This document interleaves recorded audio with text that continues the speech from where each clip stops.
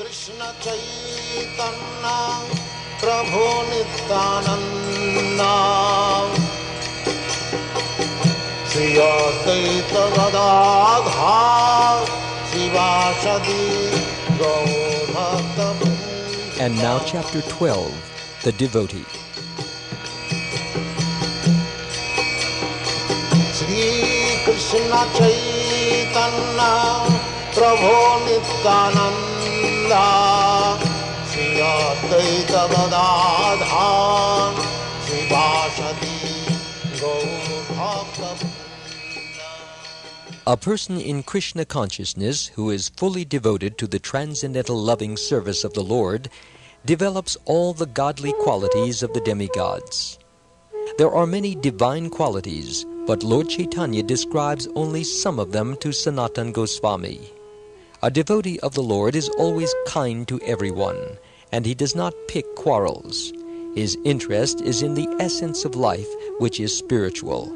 He is equal to everyone, and no one can find fault in him. His magnanimous mind is always fresh and clean, and devoid of material obsessions.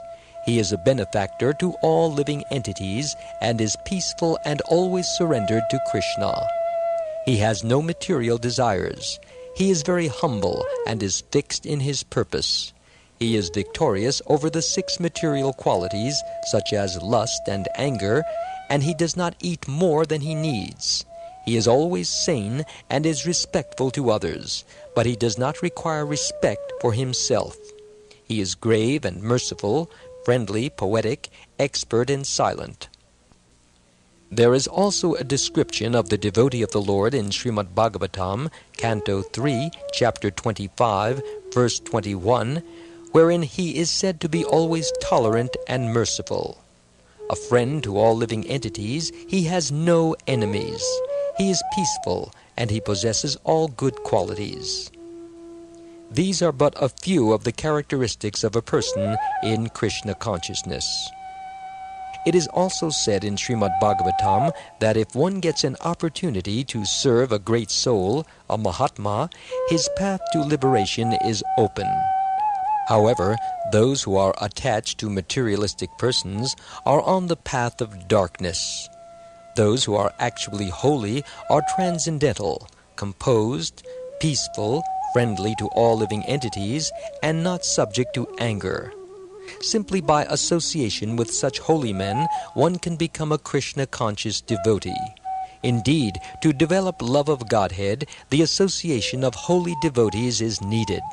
The path of advancement in spiritual life opens for anyone who comes in contact with a holy man, and by following the path of the devotee, one is sure to develop Krishna consciousness in full devotional service.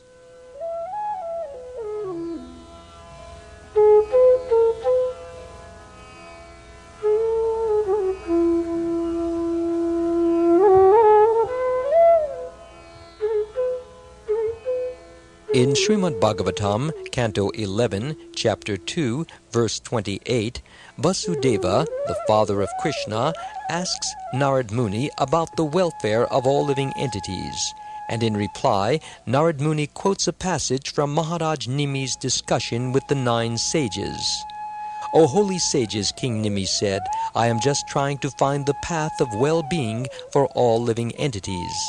A moment of association with holy men is the most valuable thing in life, for that moment opens the path of advancement in spiritual life." This is also confirmed elsewhere in Srimad Bhagavatam, Canto 3, Chapter 25, Verse 25. By associating with holy persons and discussing transcendental subject matters with them, one becomes convinced of the value of spiritual life. Very soon, hearing of Krishna becomes pleasing to the ear and begins to satisfy one's heart. After receiving such spiritual messages from holy persons or pure devotees, if one tries to apply them in his own life, the path of Krishna consciousness naturally develops in faith, attachment, and devotional service. The Lord then informs Sanatana Goswami about the behavior of a devotee. Here the main point is that one should always stay aloof from unholy association. That is the sum and substance of a devotee's behavior. And what is unholy association? It is association with one who is too much attached to women and with one who is not a devotee of Lord Krishna. These are unholy persons. One is advised to associate with the holy devotees of the Lord and carefully avoid the association of unholy non-devotees. Those who are pure devotees of Krishna are very careful to keep aloof from the two types of non-devotees. In Srimad Bhagavatam, Canto 3, Chapter 31, verse 33 through 35, it is said that one should give up all association with a person who is a playmate for women. For by associating with such an unholy person, one becomes bereft of all good qualities, such as truthfulness, cleanliness, mercy, gravity, intelligence, shyness, beauty, fame, forgiveness, control of the mind and senses, and all the opulences that are automatically obtained by a devotee. A man is never so degraded as when he associates with persons who are too much attached to women.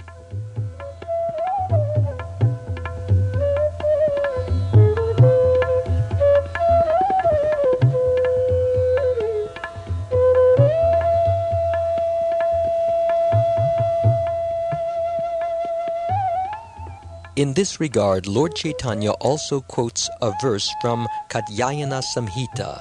Quote, "One should rather tolerate the miseries of being locked in a cage filled with fire than associate with those who are not devotees of the Lord." Unquote. One is also advised not to even look at the faces of persons who are irreligious or who are devoid of devotion to the Supreme Lord. Lord Chaitanya recommends that one should scrupulously renounce the association of unwanted persons and completely take shelter of the Supreme Lord Krishna. This same instruction is given to Arjuna in the last verses of Bhagavad-gita, in which Lord Krishna says, quote, "Just give up everything and surrender unto me. I will take care of you and protect you from all the reactions to sinful activities." Unquote. From the Bhagavad-gita, chapter 18, verse 66. The Lord is very kind to his devotees, and he is very grateful, able, and magnanimous. It is our duty to believe his words, and if we are intelligent and educated enough, we will follow his instructions without hesitation. In Srimad Bhagavatam, Canto 10, Chapter 48, verse 26, Akrura tells Krishna, "Ka panditastvara param sharanam samiyad, bhakta priyadrita gira surada krita gyat, sarvan dadati surado bhajato bikaman, atmanam api upachaya pachayo nayasya," which means, quote, "Who can surrender to anyone other than yourself? Who is as dear, truthful, friendly, and grateful as you? You are so perfect and complete that even though you give yourself to your devotee, you are still full and perfect. You can satisfy all the desires of your devotee and even deliver yourself unto him." Unquote. A person who is intelligent and able to understand the philosophy of Krishna consciousness naturally gives up everything and takes to the shelter of Krishna. In this regard, Lord Chaitanya recites a verse spoken by Uddhava in Srimad Bhagavatam, Canto 3, Chapter 2, verse 23. Quote, "How can one take shelter of anyone but Krishna? He is so kind. Even though Bakasura's sister planned to kill Krishna when he was an infant by applying poison to her breast and offering it to Krishna to suck and thus die, still that heinous woman received salvation and was elevated to the same platform as Krishna's own mother." Unquote. This verse refers to the time when Putana planned to kill Krishna. Krishna accepted the poisonous breasts of that demonic woman, and when he sucked the milk from her, he sucked out her life also. Nonetheless, Putana was elevated to the same position as Krishna's own mother.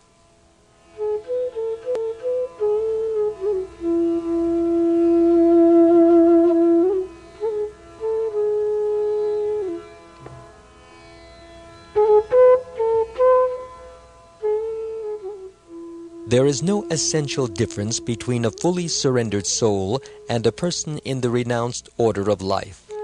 The only difference is that a fully surrendered soul is completely dependent upon Krishna. There are 6 basic guidelines for surrender. The first is that one should accept everything that is favorable for the discharge of devotional service, and one should be determined to accept the process. The second is that one should give up everything that is unfavorable to the discharge of devotional service, and one should be determined to give it all up. Thirdly, one should be convinced that only Krishna can protect him, and should have full faith that the Lord will give that protection. An impersonalist thinks that his actual identity is in being one with Krishna.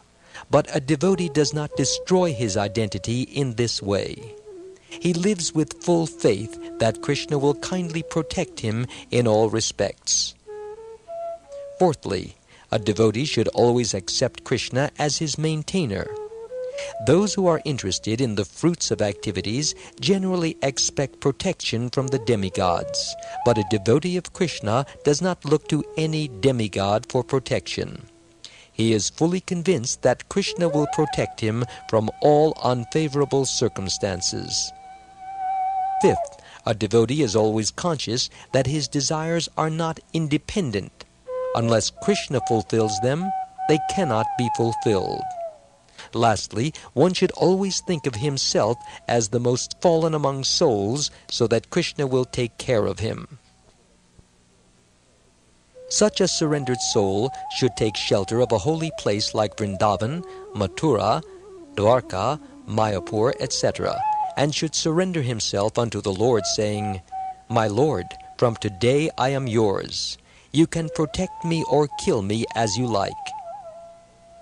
A pure devotee takes shelter of Krishna in such a way, and Krishna is so grateful that he accepts him and gives him all kinds of protection.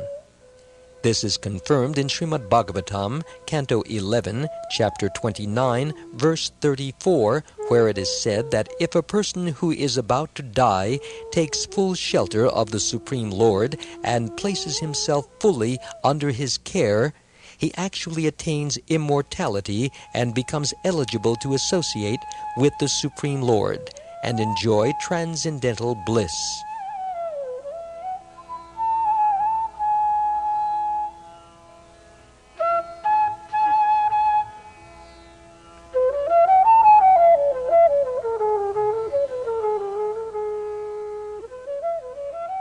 The Lord then explained to Sanatana Goswami the various types and symptoms of practical devotional service.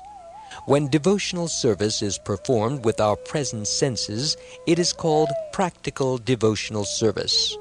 Actually, devotional service is the eternal life of the living entity and is lying dormant in everyone's heart. The practice which invokes that dormant devotional service is called practical devotional service. The purport is that the living entity is constitutionally part and parcel of the Supreme Lord. The Lord can be compared to the sun, and the living entities can be compared to molecules of sunshine. Under the spell of illusory energy, the spiritual spark is almost extinguished, but by practical devotional service, one can revive his natural constitutional position. When one practices devotional service, it should be understood that he is returning to his original and normal liberated position. Devotional service can be practiced with one's senses under the direction of a bona fide spiritual master. One begins spiritual activities for advancement in Krishna consciousness by hearing. Hearing is the most important method for advancement, and one should be very eager to hear favorably about Krishna. Giving up all speculation and fruitive activity, one should simply worship and desire to attain to love of God. That love of God is eternally existing within everyone. It simply has to be evoked by the process of hearing. Hearing and chanting are the principal methods of devotional service.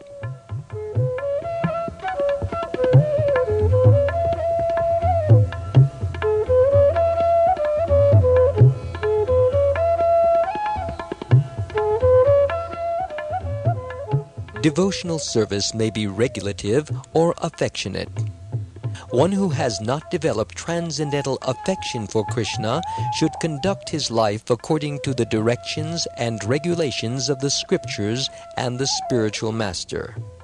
In Srimad Bhagavatam, Canto 2, Chapter 1, Verse 5, Shukdev Goswami advises Maharaj Parikshit, Tasmad Bharata Sarvatma Bhagavan Ishvaro Hari Shrotavya Kirtitavyascha Smartavyash Chechatabhyam, which means, quote, O best of the Bharatas, it is the prime duty of persons who want to become fearless to hear about the Supreme Personality of Godhead, Hari, and to chant about Him and always remember Him. Lord Vishnu is always to be remembered. Indeed, He is not to be forgotten for even a moment. He is the sum and substance of all regulative principles, unquote. The conclusion is that when all the rules, regulations, recommended and prohibited activities revealed in scriptures are taken together, the remembrance of the Supreme Lord is invariably the essence of everything. Remembrance of the Supreme Personality of Godhead within one's heart is the goal of devotional service. When devotional service is performed purely and affectionately, there is no question of regulative principles. There are no do's and don'ts. However, one should generally accept the following principles to properly execute devotional service. 1. Take shelter of a bona fide spiritual master. 2. Receive initiation from the spiritual master. 3. Serve the spiritual master. 4. Inquire and learn love from the spiritual master.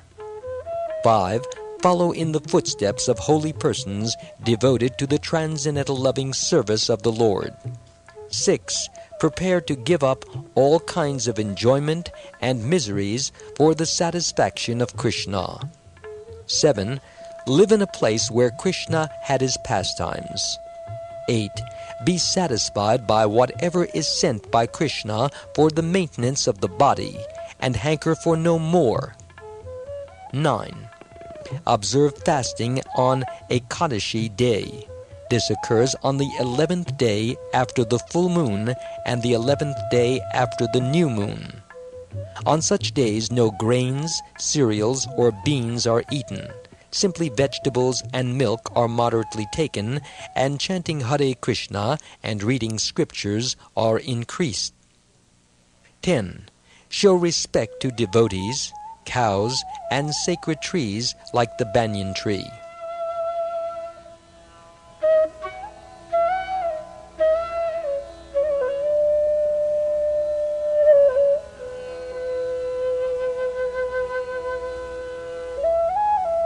It is essential for a neophyte devotee who is beginning to follow the path of devotional service to observe these 10 principles.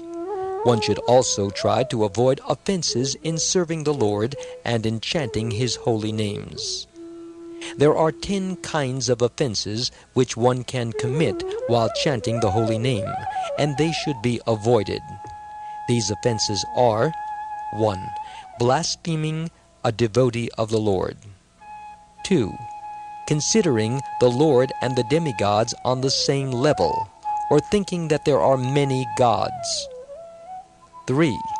Neglecting the orders of the spiritual master. 4. minimizing the authority of the scriptures, the Vedas. 5. Interpreting the holy names of God. 6. Committing sins on the strength of chanting. 7. Instructing the glories of the Lord's names to the unfaithful. 8. Comparing the holy name with material piety. 9. Being inattentive while chanting the holy name. 10. Remaining attached to material things in spite of chanting the holy names. 10 additional regulations are as follows. 1. One should try to avoid offenses in the service of the Lord and in chanting the holy names of the Lord. 2. One should avoid the association of unholy non-devotees. 3. One should not attempt to have many disciples. 4. One should not take the trouble to understand many books or to understand partially any particular book, and one should avoid discussing different doctrines. 5. One should be composed both in gain and in loss. 6. One should not be subject to any kind of lamentation. 7. One should not disrespect the demigods or other scriptures. 8. One should not tolerate blasphemy against the Supreme Lord and his devotees. 9. One should avoid ordinary topics of novels and fiction, but there is no injunction that one should avoid hearing ordinary news. 10.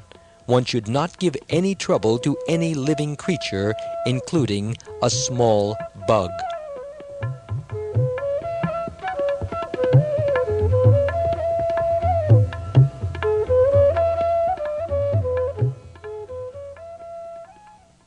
In Bhakti Rasamrita Sindhu, compiled by Sri Rupa Goswami, it is said that one should be very liberal in behavior and should avoid any undesirable activities. The most important affirmative points are that one should accept the shelter of a bona fide spiritual master, be initiated by him, and serve him.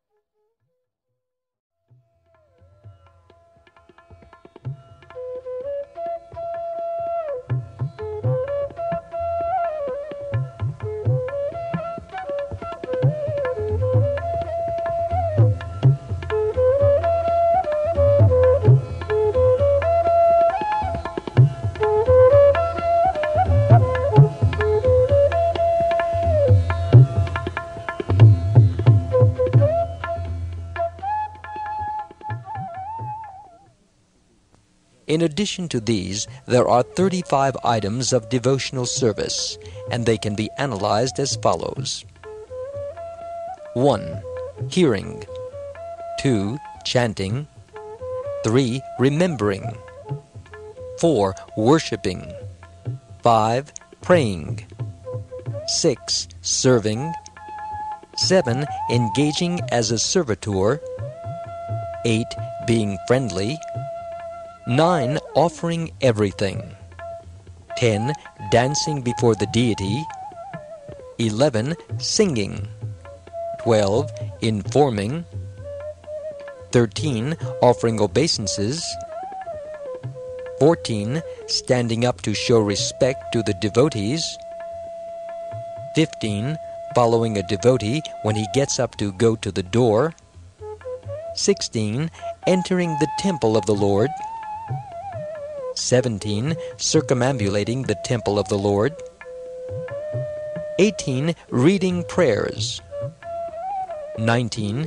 Vibrating hymns. 20. Performing sankirtan or congregational chanting. 21. Smelling the incense and flowers offered to the deity. 22. Accepting prasad, food offered to Krishna. 23. Attending the Aritric ceremony. 24. Seeing the deity. 25. Offering palatable foodstuffs to the Lord. 26. Meditating. 27. Offering water to the Tulasi tree. 28. Offering respect to the Vaishnavas or advanced devotees. 29. Living in Mathura or Vrindavan. 30. Understanding Srimad Bhagavatam. 31. Trying one's utmost to attain Krishna. 32. Expecting the mercy of Krishna. 33. Performing ceremonial functions with the devotees of Krishna. 34. Surrendering in all respects. 35. Observing different ceremonial functions. To these 35 items, another 4 can be added. 1. Marking one's body with sandalwood pulp to show that one is a Vaishnava. 2. Painting one's body with the holy names of the Lord. 3. Covering one's body with the remnants of the deity covers. 4. Accepting Charanamrita, the water which washes the deity. These 4 additional items make 39 items for devotional service in all, and out of all of these, the following 5 are most important. 1. To associate with devotees. 2. To chant the holy name of the Lord. 3. To hear Srimad Bhagavatam. 4. To live in a holy place such as Mathura or Vrindavan. 5. To serve the deity with great devotion. These items are especially mentioned by Rupa Goswami in his book Bhakti Rasamrita Sindhu. The 39 items above plus these 5 items total 44 items. Add to these the 20 preliminary occupations, and there are a total of 64 different items for conducting devotional service. One can adopt 64 items with his body, mind, and senses, and thus gradually purify his devotional service. Some of the items are completely different, some are identical, and others appear to be mixed.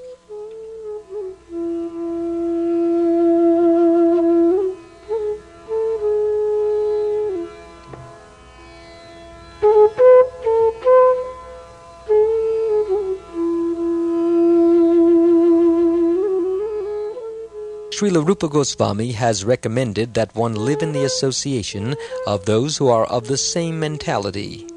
Therefore, it is necessary to form some association for Krishna consciousness and live together for the cultivation of knowledge of Krishna and devotional service. The most important item for living in that association is the mutual understanding of Bhagavad-gita and Srimad Bhagavatam. When faith and devotion are developed, they become transformed into the worship of the deity, chanting of the holy name, and living in a holy place like Mathura and Vrindavan. The last 5 items, mentioned after the first 39, are very important and essential. If one can simply discharge these 5 items, he can be elevated to the highest perfectional stage, even if he does not execute them perfectly. One may be able to perform one item or many items according to one's capacity, but it is the principal factor of complete attachment to devotional service that makes one advance on the path. There are many devotees in history who have attained perfection in devotional service simply by discharging the duties of one item. And there are many other devotees, like Maharaj Ambarish, who executed all the items. Some individual devotees who attained perfection in devotional service by executing only one item are Maharaj Pariksit, who was liberated and fully perfected simply by hearing; Shukdev Goswami, who became liberated and attained perfection in devotional service simply by chanting; Prahlad Maharaj, who attained perfection by remembering; Lakshmi, who attained perfection by serving the lotus feet of the Lord; King Prithu, who attained perfection simply by worshipping; Akrura, who attained perfection simply by praying; Hanuman, who attained perfection simply by becoming the servant of Lord Ram; Arjun, who attained perfection simply by being a friend of Krishna's; and Bali Maharaj, who attained perfection simply by offering whatever he had in his possession.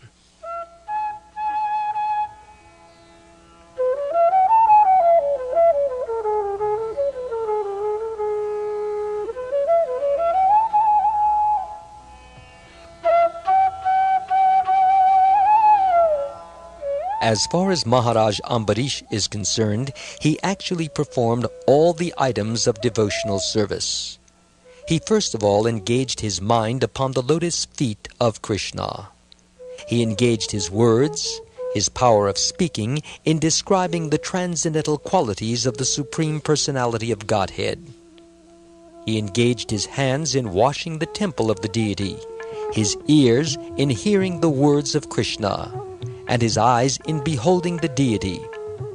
He engaged his sense of touch by rendering service to the devotees, and he engaged his sense of smell by relishing the fragrance of the flowers offered to Krishna.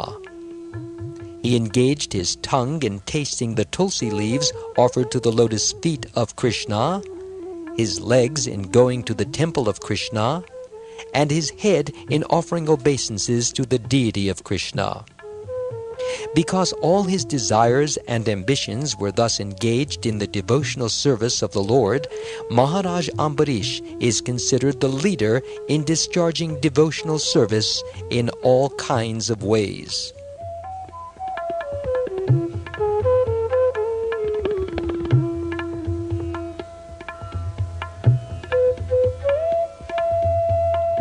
Whoever engages in the devotional service of the Lord in full Krishna consciousness becomes freed of all debts to the sages, demigods, and forefathers, to whom everyone is generally indebted.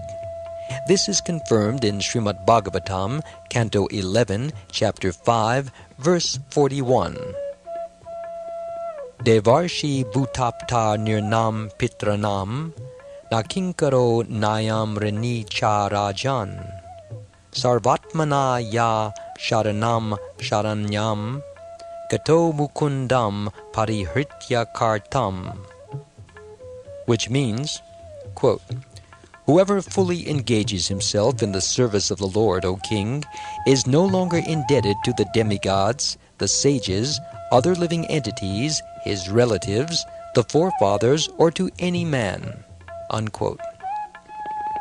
Every man just after his birth immediately becomes indebted to so many people, and one is expected to discharge many kinds of ritualistic functions because of this indebtedness.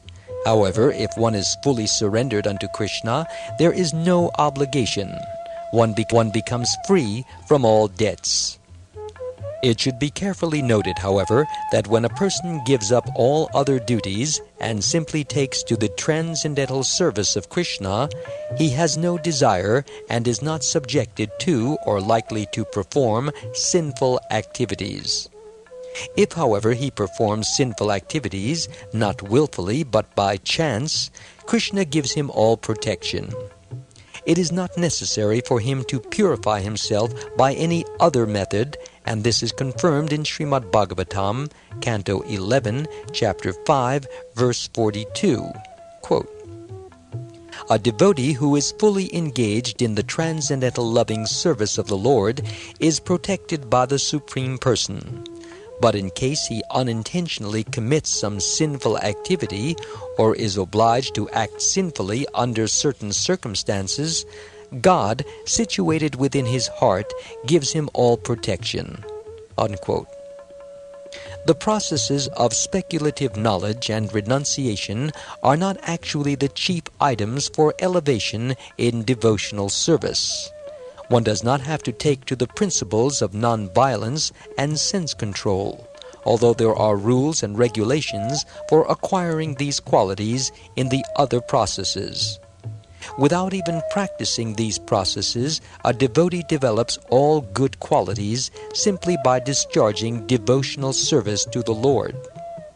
In the 11th canto of Srimad Bhagavatam, Canto 11, Chapter 20, verse 31, the Lord himself says that there is no necessity to cultivate speculative knowledge and renunciation if one is actually engaged in the devotional service of the Lord.